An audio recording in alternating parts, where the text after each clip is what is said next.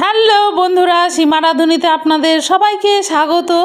আজকে আমি তৈরি করতে চলেছি ভেন্ডির সর্ষে পোস্ত ভাপা। প্রথমে আমি ভেন্ডিগুলোকে লম্বা লম্বা করে কেটে নিয়েছি, কেটে ভালোভাবে ধুয়ে নিয়েছি। ধুয়ে নিয়ে একটি টিফিন বক্সের মধ্যে ভেন্ডিগুলোকে নিয়েছি। তারপর দিয়ে দিলাম কিছু মশলা, সর্ষে পোস্ত আর শুকনো লঙ্কা বাটা। তারপর দিয়ে দিলাম টমেটো কুচি। তারপর দিয়ে দেব স্বাদ মতো লবণ, হলুদ গুঁড়ো আর সামান্য একটু লাল লঙ্কার গুঁড়ো, আর দিয়ে দেব সর্ষের তেল।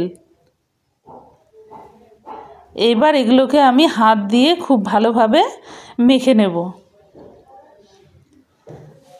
কিছুক্ষণ মেখে নেওয়ার পর দিয়ে দেব সামান্য একটু চিনি দেওয়ার পর আবারও আমি একটু মেখে নেব। তারপর দিয়ে দেব সামান্য একটু জল দেওয়ার পর আমি আবারও একটু মেখে নেব। তারপর আমি টিফিন বক্সের ঢাকনাটা লাগিয়ে দেব। তারপর অন্যদিকে আমি কড়াইয়ে গরম জল বসিয়ে দিয়েছি। গরম জলটা ফুটে উঠলে আমি টিফিন বক্সটাকে বসিয়ে দেব। দিয়ে আমি প্রায় আধা ঘন্টা ভাপ দিয়ে দেব। আধা ঘন্টা পর টিফিন বক্সের ঢাকনা খুলে আমার তৈরি ভেন্ডির সর্ষে পোস্ত ভাপা। আপনারাও বাড়িতে এইভাবে ট্রাই করবেন, আশা করি ভালো লাগবে। আর খেয়ে আমাকে জানাবেন কেমন হয়েছে। ফেসবুকে ফলো করবেন, ইউটিউবে সাবস্ক্রাইব করে আমার পাশে থাকবেন। ধন্যবাদ।